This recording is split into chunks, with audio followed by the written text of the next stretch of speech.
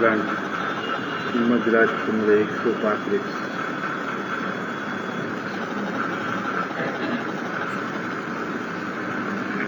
ગોવાણિયાથી લખાણ. સમીક્ષક ભાઈઓ, મુમુક્ષુતાના અંશોએ ગ્રાહેલું તમારું હૃદય પરમ સંતોષ આપે છે. અનાદિકાળનું પરિભ્રમણ હવે સમાપ્તાને પામે એવી જિજ્ઞાસા એ પણ એક કલ્યાણ જ છે.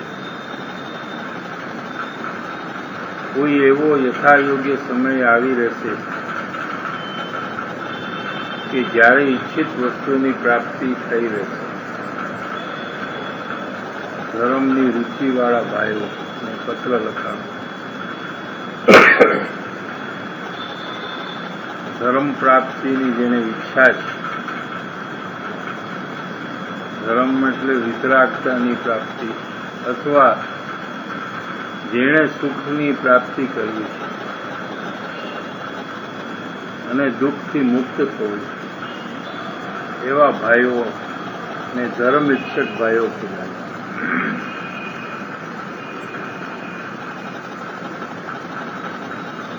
એમનામાં મુમુક્ષુતા આવી ગઈ છે એટલે અહીંયા શબ્દ પ્રયોગ થઈ રહ્યો છે કે મુમુક્ષુતાના અંશોએ તમારું હૃદયમાં મુમુક્ષુતાનો અંશ પ્રગટ થયો છે. તમને અંતરમાં એવી ઈચ્છા થઈ કે હવે હું જન્મ મરણથી છૂટી જાઉં, એવું તમારા હૃદયમાં હવે પ્રગટ થયું છે. એટલે તમને મોક્ષની ભાવના થઈ. એ વાત જાણવાથી અમને પરમ સંતોષ થાય છે. પોતે પણ એ જ પ્રયાસમાં છે અને એવા જ પ્રયાસવાળા જીવો જ્યારે સમાગમમાં આવે છે ત્યારે એમને પરમ સંતોષ થાય છે. ભલે એમાં ઓછા અંશે છે પોતાના કરતા. પોતાને તો ઉત્કૃષ્ટ મુમુક્ષુતા આવી ગઈ છે. હવે જ્ઞાન દશા થવાનો કાળ પાકી ગયો છે જેમ પોતાનો, અને અંદરમાં એવી નિશંકતા પણ છે કે હવે અલ્પકાળમાં મારું કામ તો પૂરું થઈ જ જવાનું. એવી ભાવભૂમિકામાં પોતે છે. ત્યારે આવો પત્ર સામેથી આવે છે અને પત્ર લખનાર જે ભાઈઓ છે એમના હૃદયમાં મુમુક્ષુતાના અંશો પ્રગટ થયા છે. એ અંશ છે એ ભલે નાનો હોય પણ એ વધીને પૂરો થવાનો છે.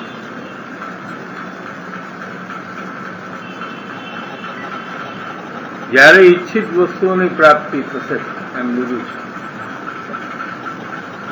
એવી ભાવના પૂર્વક પત્ર લખેલો છે. સામેવાળાના જીવને એવી પ્રેરણા આપી છે કે ભાઈ તું જે કામમાં લાગેલું છે એ કામ તારું પૂરું થવાનું છે.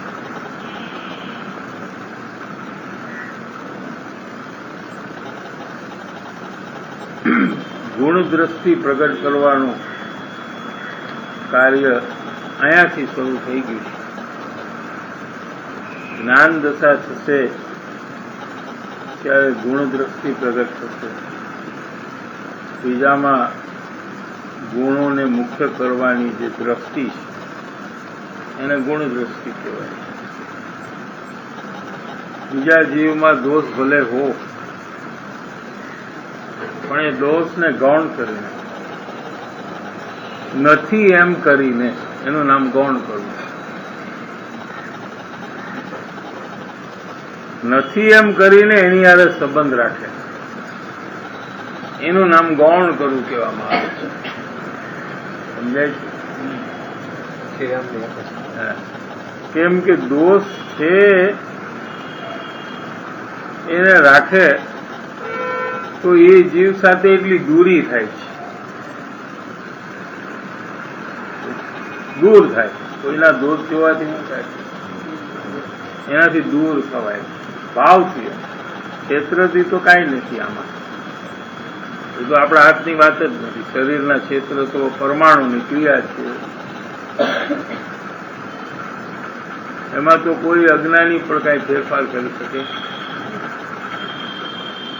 અથવા શરીરના દૂર રહેવાથી કાંઈ દૂરી અને શરીરના નજીક રહેવાથી કાંઈ નજદીકી એવું કાંઈ છે નહીં. પણ ભાવથી જીવ અંતર પોતાનો જે ભાવ છે એમાં સામેના જીવના જ્યારે દોષ મુખ્ય કરવામાં આવે છે, દોષ તો બધામાં છે, ગુણ દોષથી ભરેલો છે જીવ. ગુણ એટલે ખબર છે ને, ગુડ પોઈન્ટ. અને દોષ એટલે ભૂલો. દરેક જીવમાં ગુણ અને દોષ છે. હવે જેને સમ્યક દર્શનની પ્રાપ્તિ કરવી છે એને દોષને ગૌણ કરવાની આવડત એનામાં પ્રગટ થઈ ગયું કે ભલે રહ્યું તો શું છે, એવું કરે તો શું છે એમાં. પેલા શું કે આવું તો કરવું જ ન જોઈએ.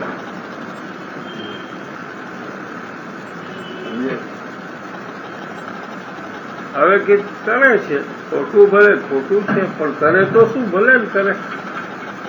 સમજશે ત્યારે છોડશે. પોતાને નુકસાન છે કરવા વાળાને, કઈ એમાં ફાયદો તો નથી. હવે એ પોતે નુકસાન કરશે, કરી રહ્યો છે, એનું ફળ એને આવશે ત્યારે વધારે હેરાન થાશે. તો એવા મરેલાને પાટું મારવાનો શું મતલબ છે? મરેલાને પાટું મારવું એટલે ખબર મરી ગયો હોય તો એટલો બધો એના પર ગુસ્સો આવે કે એને લાત મારે. તો કોઈ કહે કે આ શું મતલબ છે, આ તો મરેલો છે, આમાં તમે લાત મારો તમે આને તો શું ફરક પડે આમાં? આ તમારું પાગલપણું છે. આ જીવતો હોય તો હજી આને અસર થાય કે પાટું મારો તો, મરેલાને પાટું મારો તો શું થાય એને? આપણે મૂર્ખ કહેવાય કે નહીં? શું કહેવાય આપણે? આ પાગલ છે એમ કે. એમ જે જીવ પોતે ભૂલ કરતો હોય એનું ફળ એને આવવાનું કે નહીં? કે નહીં આવે? આવશે. હવે એ ત્યારે ઘણો હેરાન થવાનો છે. એ જીવ થશે કે નહીં થાય? વડા આવે ત્યારે હેરાન થાય કે નહીં? હવે જેને આટલું મોટું દુઃખ આવવાનું હોય એ આપણને ખબર પડે તો એના પર આપણને શું થાય? ગુસ્સો આવે કે દયા આવે? શું આવે?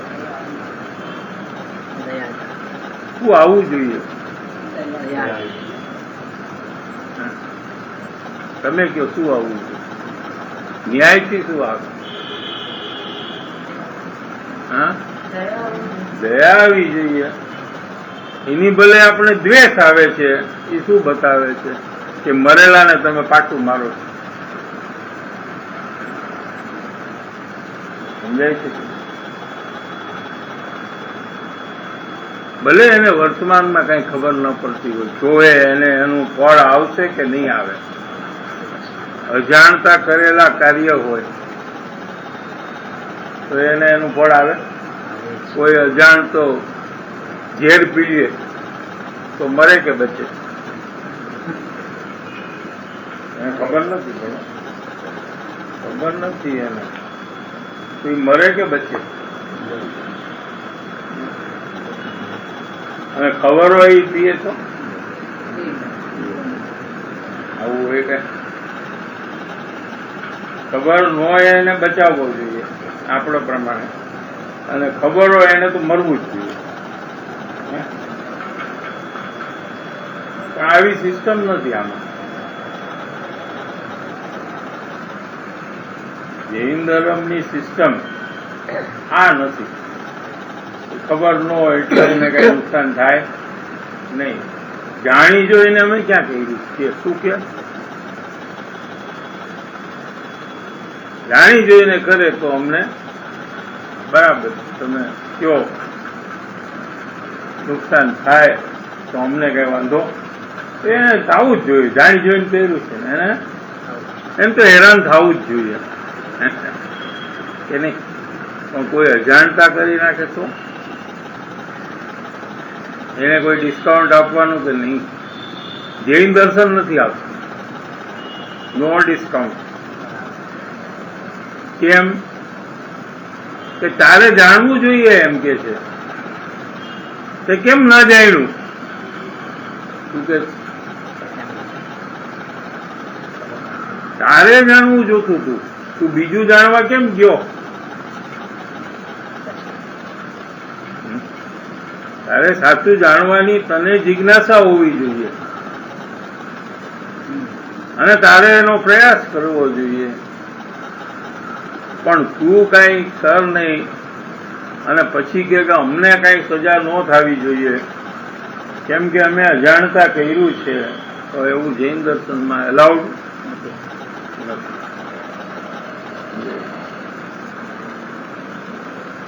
માટે કોઈ પણ જીવ ગુણદોષથી ભરેલો છે.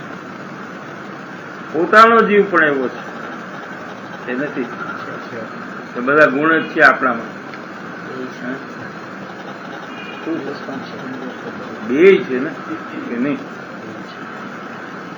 બધામાં છે કે નહીં? આમ કાંઈક તો સારું હોય કે નહીં બધામાં?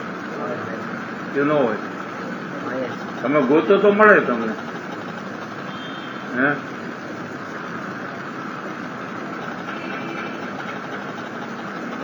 હવે તમે શું જુઓ છો? આ પ્રશ્ન છે. તમારા સમાગમમાં આવેલા જે લોકો છે, કુટુંબમાં કે મંદિરમાં કે આડોશી પાડોશીમાં કે ગમે ત્યાં તમારી આજુબાજુમાં છે કે નહીં? એ બધા પણ ગુણદોષથી ભરેલા છે, જેમ તમે છો એમ. તો હવે તમે શું જુઓ છો બધામાં?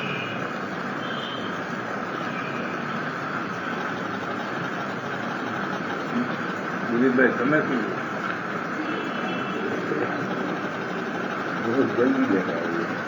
જલ્દી કે મોડાની વાત નથી, તમે જોવો છો શું?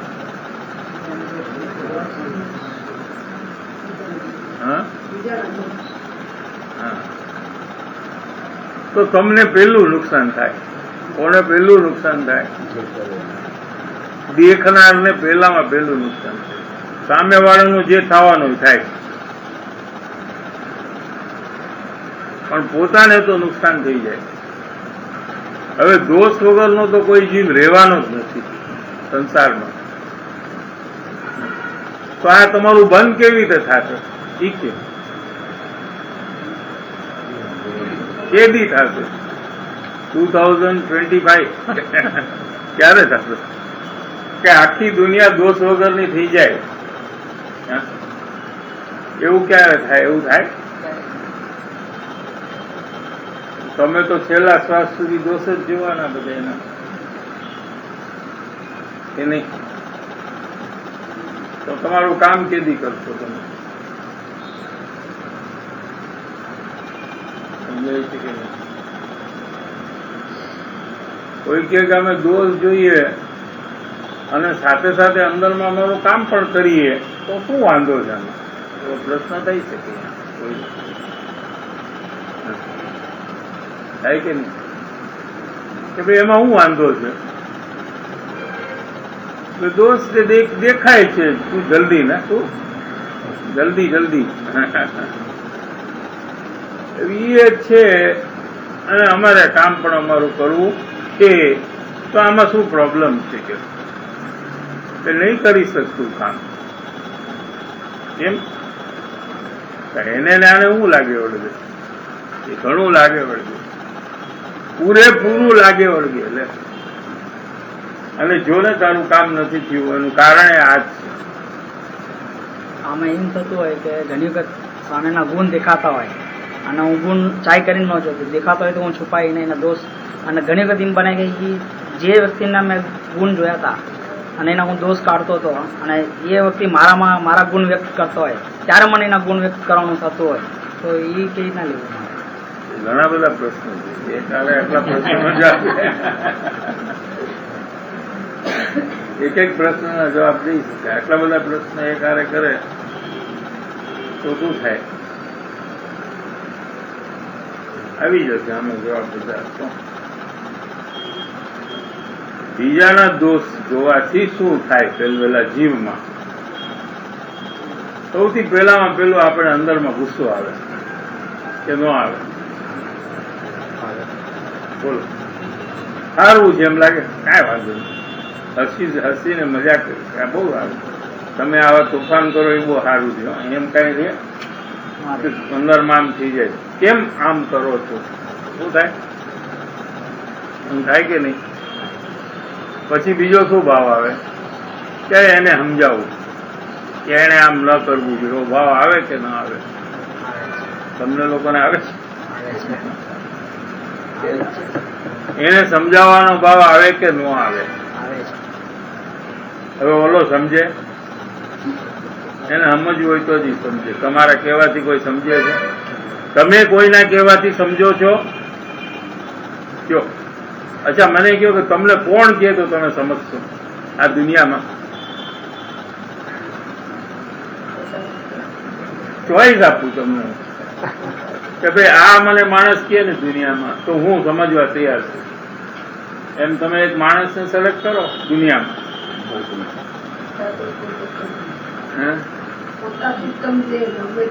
બીજાથી સમજે કે નહીં એની ચર્ચા ચાલે છે.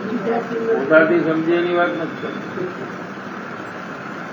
બીજાથી સમજીએ છીએ આપણે કે નથી સમજતા? તો આપણાથી બીજા કેવી રીતે સમજે? મને એ કયો પહેલા.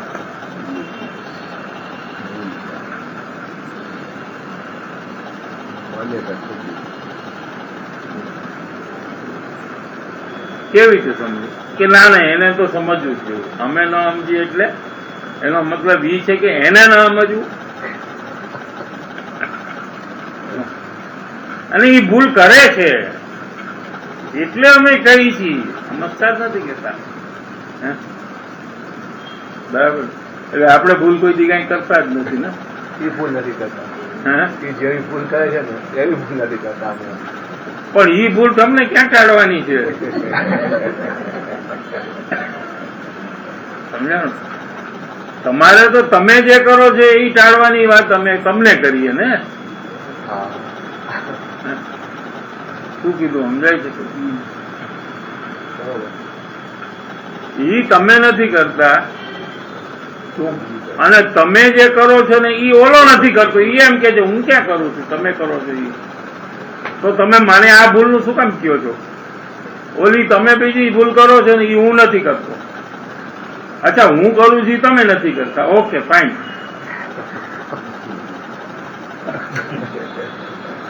સમજાણું? પણ તમે જે કરો છો ને એ હું નથી કરતો.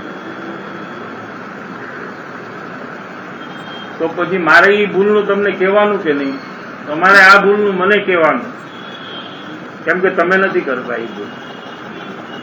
શું કીધું મેં? આ દાખલો લઈએ તો સમજાય કે ભાઈ હવે હું વાંચન નથી કરતો તો એ મારી ભૂલ. એક્ઝામ્પલ. તો તમે શું કીધું કે હું વાંચન કરું છું, મારી એવી ભૂલ નથી, એટલે હું તો તમને કહીશ. ઓકે ફાઇન, તમે કયો, તમે વાંચન કરો છો ને, એટલે તમને અધિકાર મળી ગયો ને, લાયસન્સ.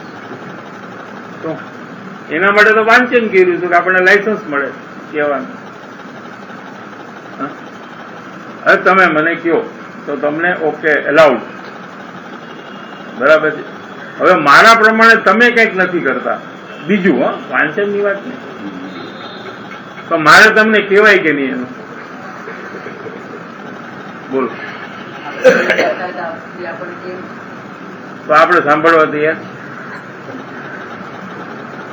કેવા કાળે સાંભળવાની તૈયારી છે આપણી કે ખાલી કહેવાની તૈયારી? મેન્ટલી પ્રિપેર્ડ છીએ આપણે, વાત એટલી જ છે કે નહીં?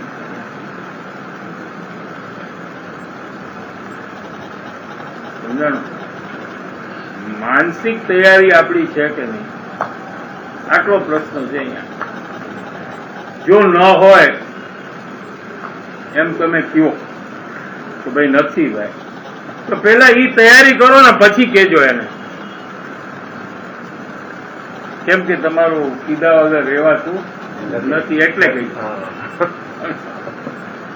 તમે રહી નથી શકતા ને, કાંઈ વાંધો નહીં. પણ તમે ઈ પણ રેડી કરી નાખો પેલા પોતાને કે ઈ મને જો કઈ કહે તો મારે સાંભળવાનું અને મારામાં ચેન્જ લાવવાનો. કેમ કે હું જે કહું છું એમાં એને ચેન્જ લાવવાની મને ઈચ્છા છે, એટલે બીજું નહીં. અથવા તમે એમ રાખો કે હું કહું એને ચેન્જ થવાની જરૂર નથી, તો એ તમને કે તમારે ચેન્જ થવાની જરૂર નથી. બે બાજુ સેમ રાખવાની સિસ્ટમ.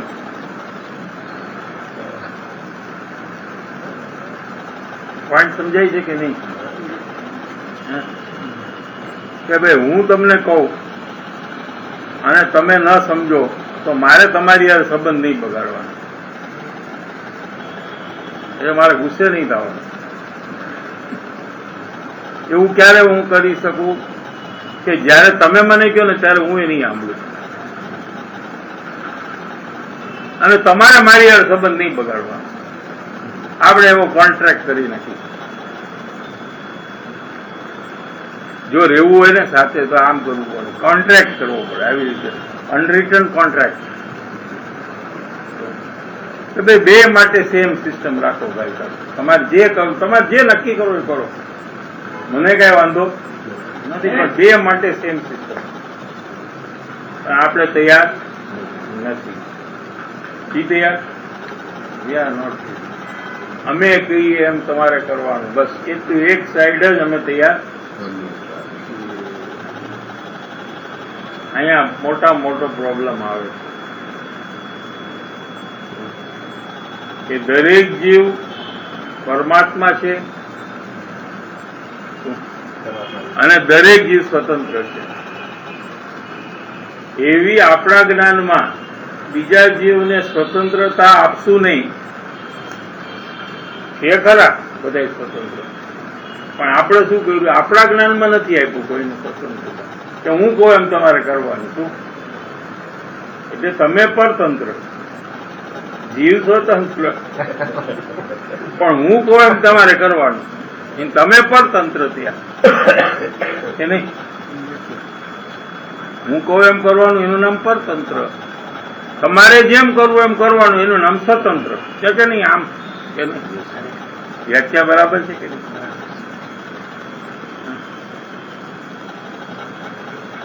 તો બીજા જીવને સ્વતંત્રતા તમારા જ્ઞાનમાં તમે નથી આપી, માટે તમને સ્વતંત્રતા નહીં મળે. તમે સ્વતંત્ર થઈને તમારું કામ નહીં કરી શકો. બીજાને પરતંત્ર બનાવશો તો તમે પણ પરતંત્ર બની જશો. એટલે તમારું કામ ત્યાં બંધ થઈ જશે. કામ ન થવાનું કારણ આ છે. બીજો કઈ પરતંત્ર નહીં થાય તો પણ તમારો જે પ્રયાસ છે ને પરતંત્ર બનાવવાનો, પરતંત્ર એટલે ડિપેન્ડન્ટ, સ્વતંત્ર એટલે ઇન્ડિપેન્ડન્ટ. સમજણ? તમારો જે પ્રયાસ છે કે બીજાને મારા ઉપર ડિપેન્ડન્ટ કરવું છે, મારે કે હું કહું એમ કરે લોકો, શું એ ડિપેન્ડન્ટ કે નહીં? એવા પ્રયાસમાં તમે પણ બીજા ઉપર ડિપેન્ડન્ટ થઈ જશો. તમારી સ્વતંત્રતાનો નાશ થઈ જશે ત્યાં. આ પ્રોબ્લેમ આવશે.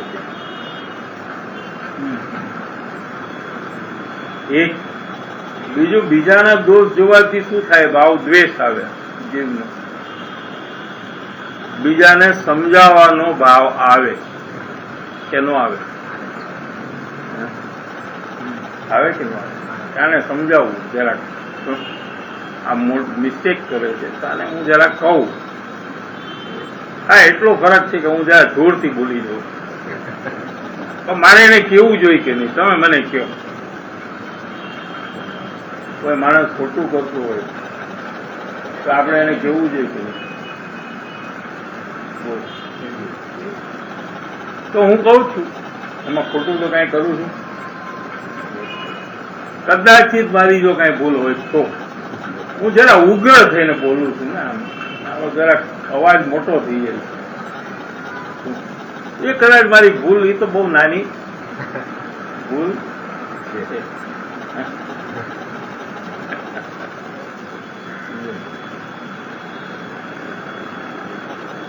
તારે ઉગ્ર થવાની શું જરૂર છે એમ પ્રશ્ન છે. તારે જે બી કેવું હોય તું શાંતિથી કેમ નથી કહી શકતો? એને શાંતિથી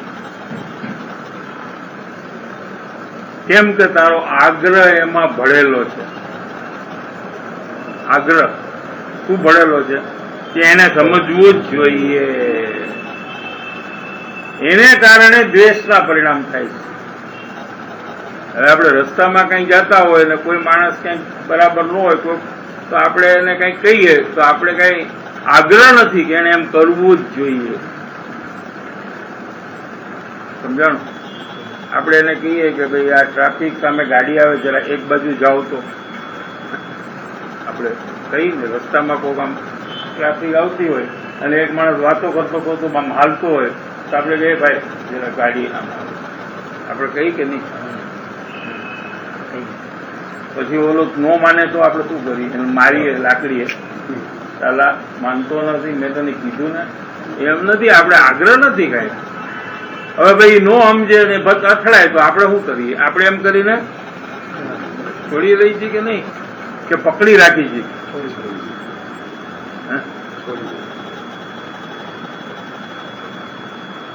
છોડી રહી છે ને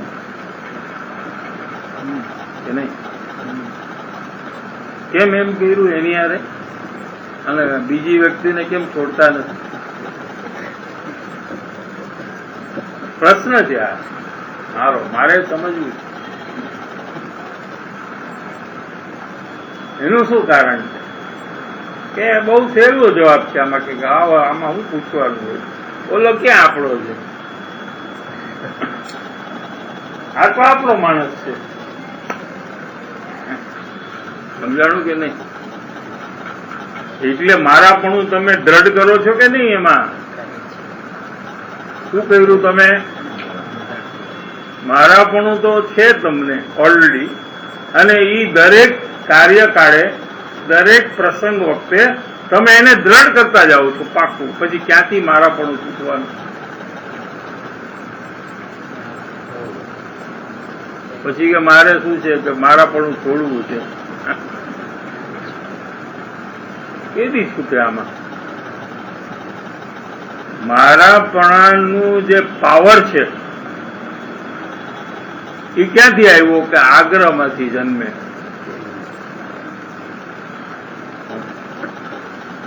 આગ્રહ છોડી દો તો મારાપણું આપોઆપ ઘટવા જેમ તમે ઓલા રસ્તાવાળાને કર્યું ને એમ બધારે કરો.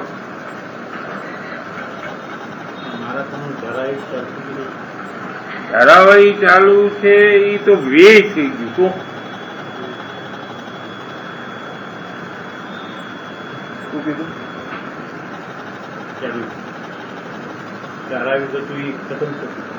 ઈ ખતમ થાય ને, એ તો પર્યાય છે ને એક સમયની, કે નથી? શું છે બોલ? મારાપણું છે મિથ્યાત્વ, એ પણ એક પર્યાય છે કે નહીં? એની મુદ્દત શું, અવધિ શું?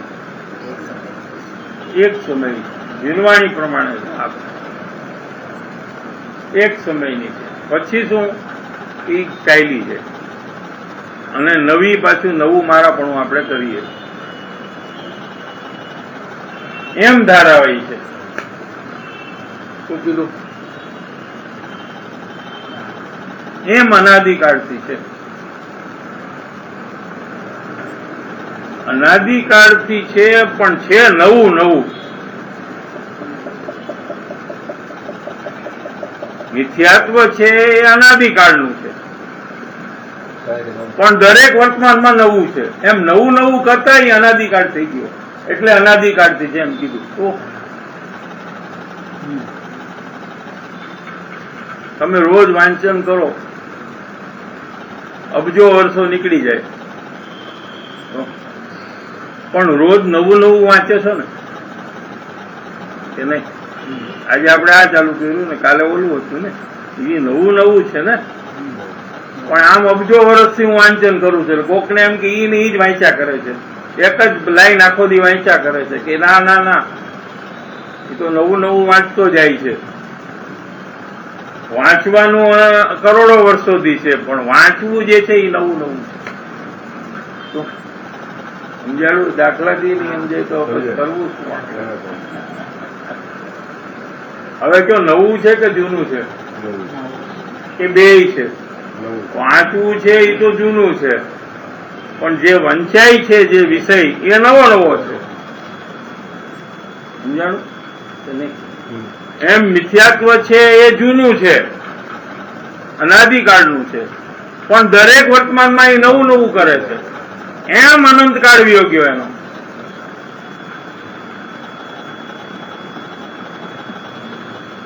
આપણે આવે કે અનાદિકાળનું મિથ્યાત્વ આવે ને? અનાદિકાળનું છે, પણ દરેક સમયે નવું નવું કરી અને અનંતકાળથી કાઢ્યો, એટલે અમે એમ કહી છીએ કે અનાદિકાળથી તું ખોટું કરે. તો હવે તારે શું કરવાનું? કે ભવિષ્યનો અનંતકાળ તારે સાચું કરવાનું, કેમ કે ઓલો અનાદિકાળ છે ને. તો હવે અનંતકાળ તારે સારું કરવું, એટલે પછી એડજસ્ટ થઈ જાય બે માઇનસ અને પ્લસ, અને પછી થઈ જાય નીલ, કે નહીં? બરાબર કે નહીં? ના, એમ નથી. શું કીધું? સમજાણું કે નહીં? અનાદિકાળથી હું ખોટું કરું છું. હવે તો કેદી ધર્મ થાય આમાં? મારે તો હવે અનંતકાળ સુધી સારું કરવું પડશે, પછી ધર્મ થશે. કે ના, એમ કઈ જરૂર. કેમ કે જે તે ખોટું કર્યું ને એ ચાલ્યું ગયું, હવે તું એની ચિંતા છોડી દે, ભૂલી જાય ને. કે શું કે ભૂલી જાય, પણ હવે તું નવું ખોટું નહીં કરતો.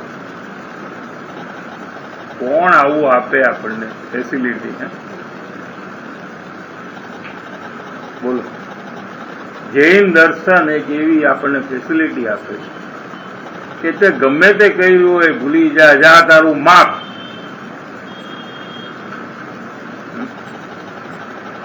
પણ વર્તમાનમાં એટલે હમણાં તું ખોટું નહીં કરતો, બસ. તો તારું બધું માફ. જા.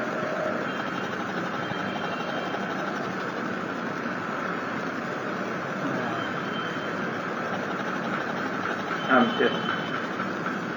જેને કરવું હોય, જ્યારે કરવું હોય ત્યારે કરી શકે છે.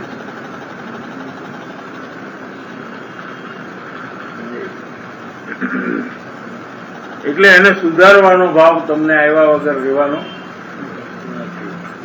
અને એને સુધારવા તમે ગયા તો તમે ક્યારે સુધરશો અને તમને કોણ સુધારશે? આ મોટો પ્રોબ્લેમ ચાલુ થઈ ગયો. કારણ કે ઓલામાંથી ફુરસદ મળે તો ને. દુનિયાના લોકોએ ખોટું કરવાનું કઈ બાકી રાખ્યું છે કે આપણને ફુરસદ મળે?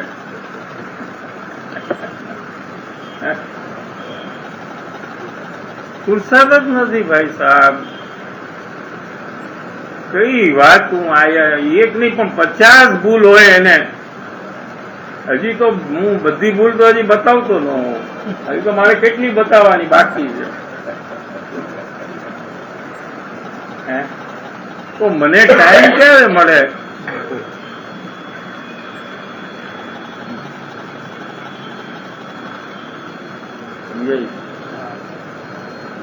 છોડી દે જો તારે તારું કામ કરવું હોય તો, નહીતર કાંઈ છોડવાની જરૂર. તારે હજી રખડવું હોય ને તો નો પ્રોબ્લેમ, ચાલુ જ રાખ. પણ તને એમ થાય કે બસ હવે બહુ થઈ ગયું. આવું કજુ અનંતકાળથી કર્યું છે. આ પહેલી વાર નથી કરતો. આ જે આ ભાવમાં કરે છે ને એ અનંતકાળથી કરતો આવ્યો છે. દરેક વખતે દરેક ભાવમાં એને આ જ કામ કર્યું.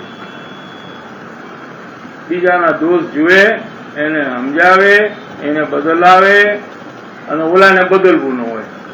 આ સિચ્યુએશન અનાદિકાળની ચાલે. ઓલો બદલાય નહીં અને આ બદલાવાનું છોડે નહીં.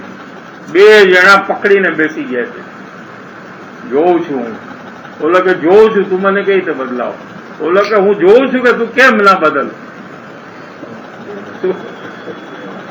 બે જણા આમ પકડીને બેસી ગયા છે. ઓલો કે હું બદલાવું નહીં, તાર જે કેવું હોય કેમ તારે, મારામાં કોઈ ચેન્જ આવશે? ઓલો કે હું તને કીધા વગર રહું જ નહીં, મારે આ જ કામ છે, બીજું મારે કઈ કામ. હવે આમાં શું થાય? પછી બે ના આયુષ્ય ખતમ થઈ જાય ત્યારે બંધ થાય. તી પેલા બંધ થાય એનો થાય. બે ના આયુષ્ય ખતમ થઈ જાય, બે જણા પોતપોતાના રસ્તે વ્યા જાય, પતી ગયું. પણ એ વખતે જે કરેલા ભાવો છે એનું કર્મ બંધન બે જણા સાથે લઈને વ્યા જાય, પછી એનું ફળ ભોગવ્યા કરે.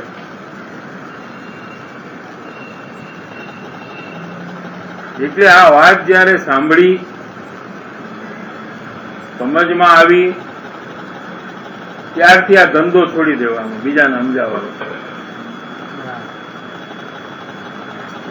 સમજાણ? તો જીવ પોતાના કાર્યમાં લાગી શકે. શું એનો વારો જ નથી આવતો? વારો એટલે ટન ટન કરશે. આનું પદે પછી આનો વારો છે, પછી આનું, પછી આનો વારો છે, પછી આનું પદે, પછી આનો વારો, આમ આમ જાય. આમ કેદી આવે? આમ જતા જતા કઈ આમ આવે તો દૂર જ જાય ને. એની બદલે આમ કરવાનું. આનું કરતો તો હવે છોડો, આનું કરતો તો હવે મૂકો, આનું કરતો તો હવે મૂકો, મૂકો, મૂકો, મૂકો. આવો અહીંયા હવે રિવર્સ સાયકલ ચાલુ કરવાની. સમજાણું તું? પેલા જેમ ગાડી ચલાવેલી ને, હવે રિવર્સમાં. હવે આનું પછી આનું મૂકો. આ ઈઝી છે મૂકવું, પછી છેલ્લે આનું મૂકવું. આ તો બહુ પ્રોબ્લેમેટિક છે. પણ બીજાને તો મૂકી દે. કાલ કરતા આજ ઓછા કર. કાલે 25 જણા હતા તો આજે 23 કર. કે આ બે ને તો મૂકી શકું છું, જવા દો ને, હાલે એવું થોડુંક જ છે આપણે. એમ કરતા કરતા તારી શક્તિ વધારીને બધાને છોડી દે, જો તારે કામ કરવું હોય તો.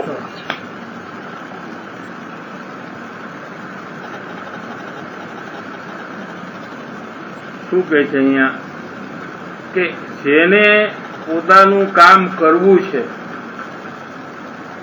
અને બીજાનું કામ છે એમાં હવે ધ્યાન દેવું નથી, એવા જીવને મુમુક્ષુ કહેવામાં આવે છે. એવું સામેના જીવમાં કૃપાળુ દેવને દેખાણું કે આ હવે એના કામમાં લાગ્યો છે, એટલે મુમુક્ષુ થયો છે.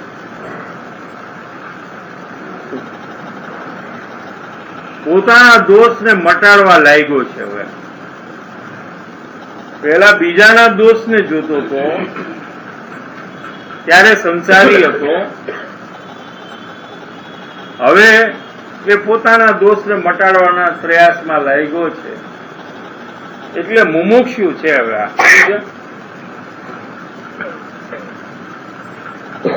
એવું એનું હૃદય બદલાઈ ગયું છે.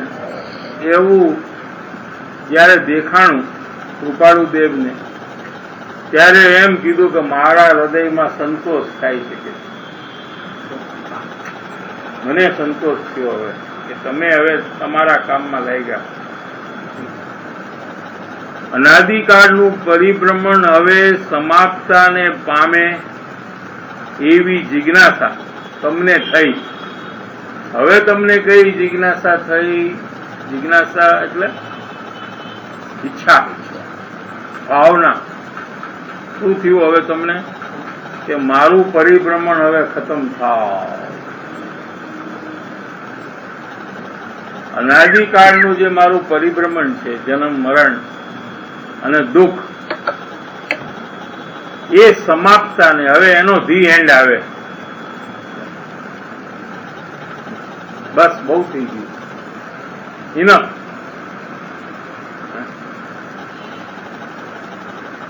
એવી જિજ્ઞાસા એ પણ કલ્યાણ જ છે.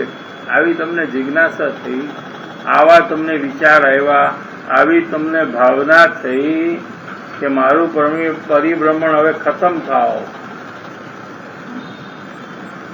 એ જિજ્ઞાસા જ કલ્યાણ છે તમારું. લ્યો, એ પણ એક કલ્યાણ જ છે. એ પણ શબ્દ વાંચ્યો એટલે એ વ્યવહારથી એ પણ કલ્યાણ છે. કલ્યાણનું કારણને પણ કલ્યાણ કહેવામાં આવે છે.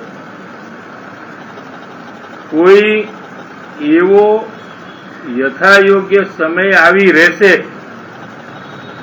આવો ટાઈમ આવશે તમને કે જ્યારે ઈચ્છિત વસ્તુની પ્રાપ્તિ થઈ રહેશે.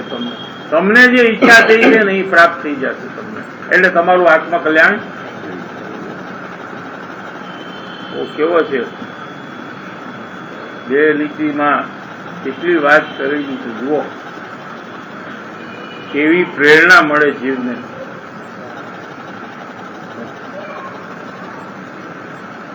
એવું કહેનાર મળે કે તમે હવે તમારું કામ થઈ જશે, તમે સાચી ભાવના તમને પ્રગટ થઈ છે, હવે તમારું કામ થઈ જશે, એવું પુરુષાર્થ પ્રેરક વચન આવ્યું છે. એ પણ એક કલ્યાણ જ છે. કોઈ એવો યથાયોગ્ય સમય આવી રહેશે. યથાયોગ્ય સમય એટલે જેવો આવવો જોઈએ એવો, એને યથાયોગ્ય, યોગ્ય સમય. કાળ લબ્ધિ. યથાયોગ્ય સમય એટલે તમારી કાળ લબ્ધિ પાકી ગઈ. હવે કે જ્યારે ઈચ્છિત વસ્તુની પ્રાપ્તિ થઈ રહી છે, તમારી ઈચ્છા હવે ખાલી આત્મકલ્યાણની છે અને ઈચ્છાની પૂર્તિ હવે થશે.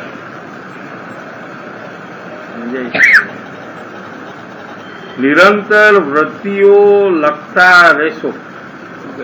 વૃત્તિ એટલે પરિણામ, અંતર પરિણામ છે. અંદરમાં જે વિચારો ચાલે તમારા,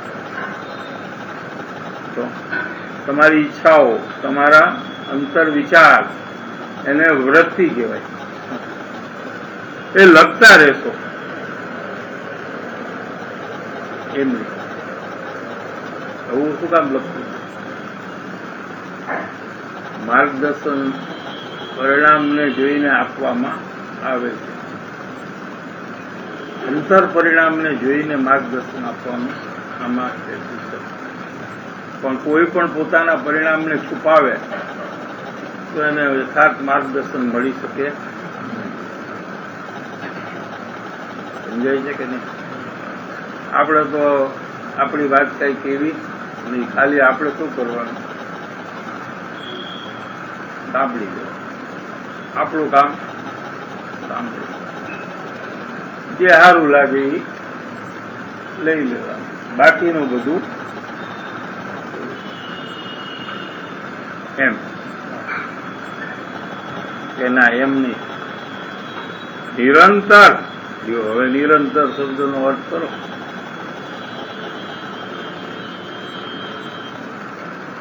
સવારે કે બપોરે નિરંતર વૃત્તિઓ લખતા રહેશો. બોલો કઈ આખો દી કાગળ જ નહીં ખતર, મને અત્યારે આ પરિણામ આવ્યું, મને અત્યારે આ પરિણામ આવ્યું, મને અત્યારે આમ થયું, મને આમ થયું, એમ નહીં. એનો અર્થ એમ નહીં કરો. એટલે અમારાથી કઈ તમે છુપાવતા નહીં, એનો અર્થ એ થાય.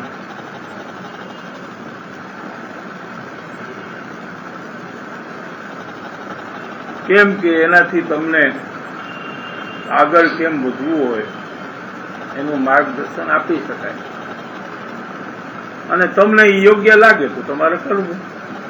અમારા પાસે કઈ આગ્રહ નથી કે અમે બતાવ્યું એટલે મારે તમારે કરવું જ પડશે, એવો કઈ અમારો આગ્રહ. અમને ઠીક લાગે તો અમે કહીએ, અમે જે કરી રહ્યા છીએ તમને કહીએ છીએ, તમને ઠીક લાગે તો તમે કરો, ન લાગે તો નહીં કરો. તમને કોઈ બીજી રીત ખબર હોય તો એ રીતે કરો. સમજાય છે કે અમે કીધું માટે તમારે કરવું જ પડે એવી કઈ જરૂરી નથી.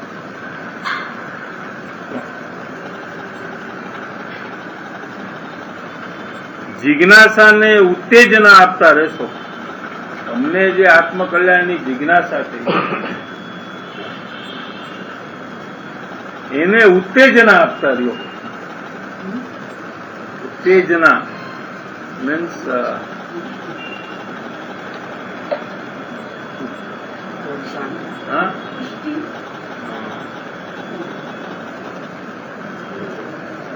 એ વધે એમ. જિજ્ઞાસા, હા પુષપ, હા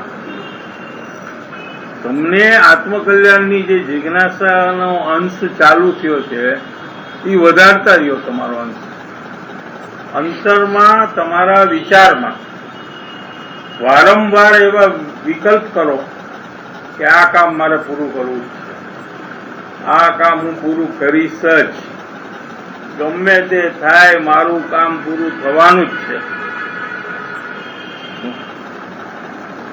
એવા વારંવાર વિચાર કરવા, દ્રઢતા વિશેષ કરવાનો જે પ્રયાસ છે એનાથી પોતે પોતાને ઉત્તેજના આપે છે. પોતે પોતાને શું કે જો જિજ્ઞાસાને ઉત્તેજના આપતા રહેશો, તમે પોતે જ તમારી જિજ્ઞાસા એને તમે ઉત્તેજના, તમને જે ભાવના થઈ છે એ ભાવના વૃદ્ધિ થાય એમ તમારા વિચારો કરજો. સમજાય છે કે નહીં? અને નીચેની ધર્મકથા શ્રવણ કરી હશે તથાપી ફરી ફરી તેનું સ્મરણ કરશો.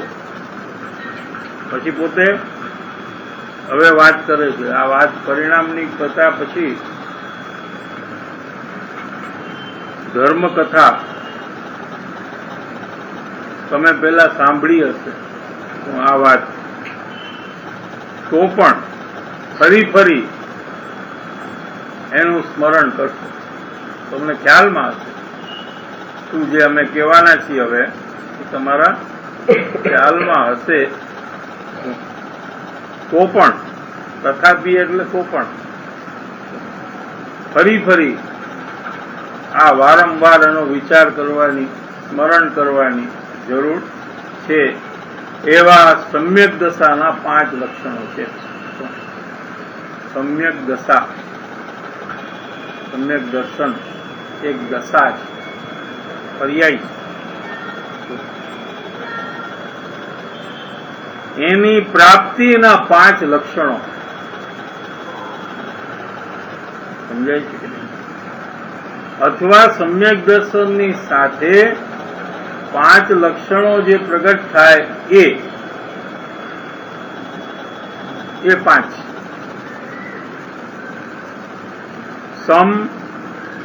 સંવેગ, નિર્વેગ, આસ્થા અને અનુકંપા. આ 5 પોતે વ્યાખ્યા કરશો 5ની.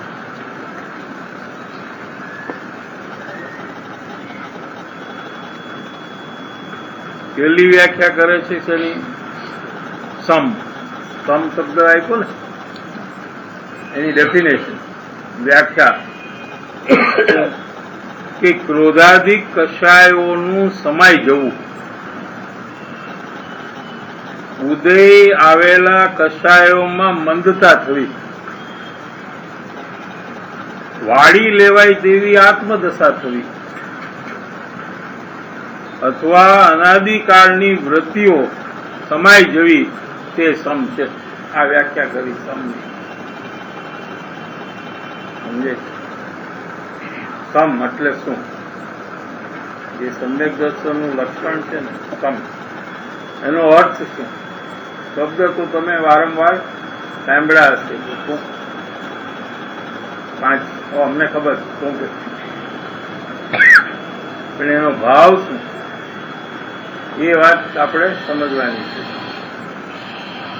પહેલું શું કીધું કે ક્રોધાદિક કષાયોનું સમાઈ જવું. ક્રોધાદિક, દિક એટલે બીજા 3 પણ લેવાના: ક્રોધ, માન, માયા, લોભ. ક્રોધની મુખ્યતાથી વાત કરી. ક્રોધાદિ કષાયોનું સમાઈ જવું. કષાયો જે છે ક્રોધ, માન, માયા, લોભ, એનું સમાઈ જવું ને સમ કહેવામાં આવે. ઉદયમાં આવેલા કષાયોમાં મંદતા થવી. કર્મનો ઉદય ચાલુ છે દરેક જીવ. બરાબર છે? એ કર્મના ઉદયના ફળ સ્વરૂપે 12માં ફેરફાર થયા કરે છે. એ પણ ચાલુ છે. જેમ કે પુણ્યનો ઉદય હોય તો પૈસાનું આવવું, અસાતા વેદની કર્મનો ઉદય હોય તો શરીરમાં રોગ આવે, સાતા વેદની કર્મનો ઉદય આવે એટલે રોગ મટી જાય, અપયશ કીર્તિ કર્મનો ઉદય હોય એટલે બધા અપમાન કરે, યશ કીર્તિ કર્મનો ઉદય આવે ત્યારે બધા વાવા કરે, જ્ઞાનાવરણ કર્મનો ઉદય હોય ત્યારે અંદરમાં જ્ઞાન છે એ પૂરું ન ખીલે, એમાં આવરણ આવે.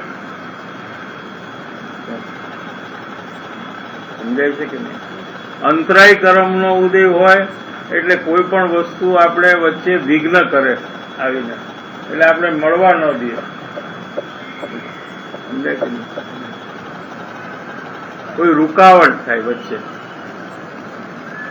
એમ પ્રતિ સમય કર્મનો ઉદય અને એનું ફળ આપણી આજુબાજુમાં ચાલુ જ છે કે નથી? અને તેના નિમિત્તે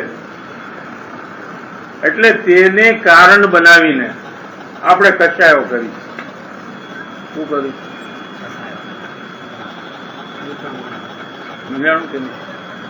એ ફેરફાર જે દેખ્યો, ફેરફાર થયો એને કારણ બનાવીને આપણે શું કરીએ?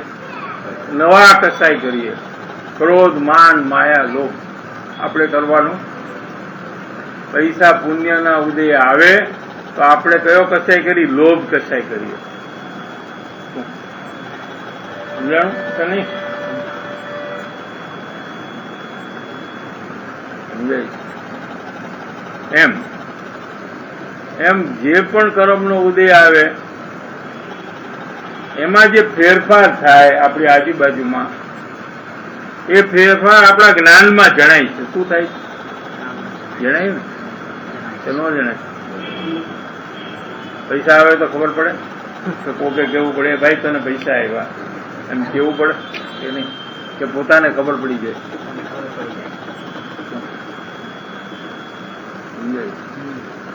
એમ કોઈ બદનામ કરે. ધર્મનો ઉદય આવ્યો છે, બદનામીનો કાળ છે, એટલે ઓલો બદનામ કરે. તો આપણે શું કરવાનું છે? એને જ્ઞાનમાં જેવું ખ્યાલમાં આવ્યું આપણને, આપણે જ્ઞાનમાં આવે ને કે આ મારું મને ઇન્સલ્ટ કરે છે, મારી બદનામી કરે છે, એવું આપણા જ્ઞાનમાં જણાય તો આપણે શું કરવાનું? કે દ્વેષ કરવાનો. આપણે શું કરવાનું? એના ઉપર દ્વેષ. બરાબર કે નહીં? એમ આપણે કરી રહ્યા છો, પછી ના કેમ પાડો? દરેક કર્મનો ઉદય જયારે આવે, આપણે કોઈ પણ કર્મનો ઉદય આવે, એને કારણે ફેરફાર જે 12માં થયો એ આપણી જાણમાં જેવો આવ્યો એટલે આપણે કશાય કરી નાખી તરત કે ન કરીએ.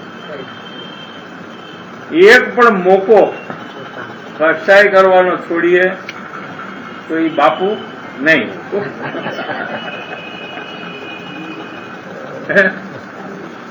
એક પણ નહીં છોડવાનું, પૂરેપૂરું.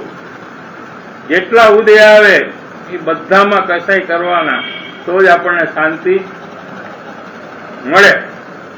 એ તો મજા આવે. બોલો ગાળો દે અને આપણે ચૂપ રહીએ તો શું મજા આવે? કયો આવતી હશે કઈ મજા? પૈસા ઘણા આજે આવ્યા ને આપણે ખુશ ન થઈએ, એમાં કઈ મજા આવે? મોઢું ચડાવીને બેસીએ, પૈસા આવ્યા હોય તો એ બરાબર કહેવાય? એમ ન કરે. સાતા વેદની કર્મનો ઉદય આવે ને શરીરમાં પ્રોબ્લેમ થાય તો આપણે શાંતિ રખાય ત્યારે તરત જ દોડવાનું, દવા ફવા આ તે ઓલું બધું, ડોક્ટર અપોઇન્ટમેન્ટ, તો હર્ષદ પોઈન્ટ, ભાઈ દુખે છે બહુ, આવ ને ભાઈ એક પોઈન્ટ, હમણાં આવું છું, પોઈન્ટ દબાવી દે.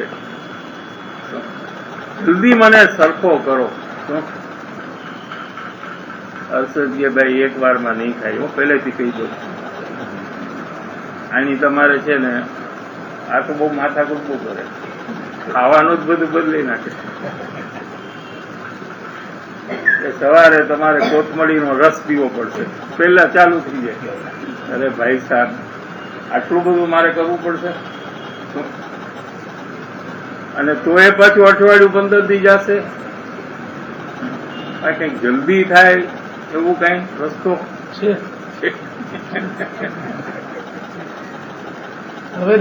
પણ હવે તું એટલું જોરથી દબાવી દે કે અમે સહન જ ન કરી શકીએ. તું તો કે હમણાં કરી દઉં, પણ અહીંયા સહન કેવી રીતે કરે માણસ? એ પોઈન્ટ પકડીને એવો દબાવે તો કે રહેવા દે, ધીરે ધીરે કર, કાંઈ વાંધો નહીં, 4 દી ભલે હાલતું.